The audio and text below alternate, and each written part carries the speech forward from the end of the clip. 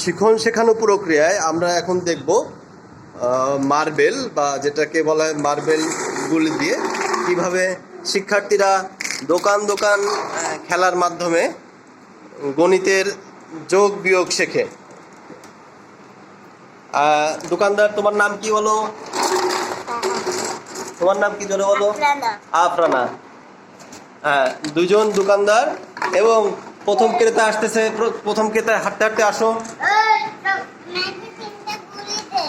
আবার বলেন, গুনে নাও। টাকা দেখান, কয় টাকা? কয় টাকা? সবাই টাকা দেখান। হ্যাঁ, 3 টাকায় কয়টা গুলি? 3 টাকায় কয়টা গুলি? 3 টাকায় 3টা গুলি।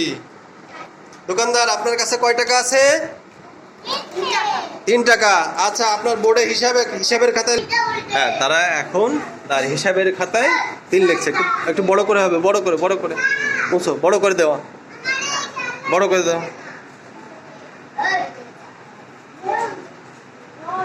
হ্যাঁ, গুড। আমরা দেখতে পাচ্ছি দোকানদারের কাছে অনেক মার্বেল। হ্যাঁ, আরেকজন ক্রেতা আসতেছে, আরেকজন ক্রেতা। হ্যাঁ, আসো আসো, জোরে বলো।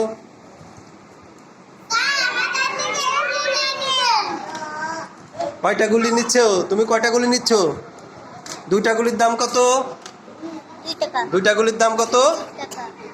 2 টাকা। 2 টাকা দেখাও তো দেখি। 2 টাকা। আচ্ছা, দোকানদার 2 টাকা। কয়টা গুলি দেখি? গুলি কয়টা? 2টা না? দেখতে পাচ্ছি দোকানদার দোকানের হিসাবের খাতায় লিখতেছে 2। দোকানদার হিসাবের খাতায় 2 লিখলো, এরপরে যোগ চিহ্ন দিল। হ্যাঁ, গুড গুড গুড। বলো, আফিয়া কয়টা কিনছো? দেখি 3টা গুলি কোনো আঙুল দে। আফিয়ার কাছে কয়টা? সামিয়া, তুমি কয়টা গুলি কিনছো দোকানদারের কাছ থেকে? 2টা। কই দেখি, গোনো তো। 2। মাশাআল্লাহ। আবার গোনো তো, কয়টা গুলি? আবার গোনো দেখি, কয়টা? জোরে গোনো।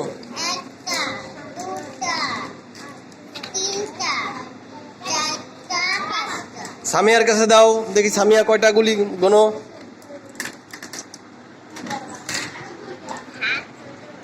গোনো, সামিয়া গোনো।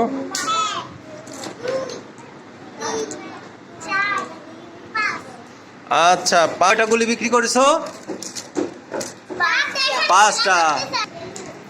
হ্যাঁ, তাহলে মোট কয়টা গুলি বিক্রি করেছো তুমি?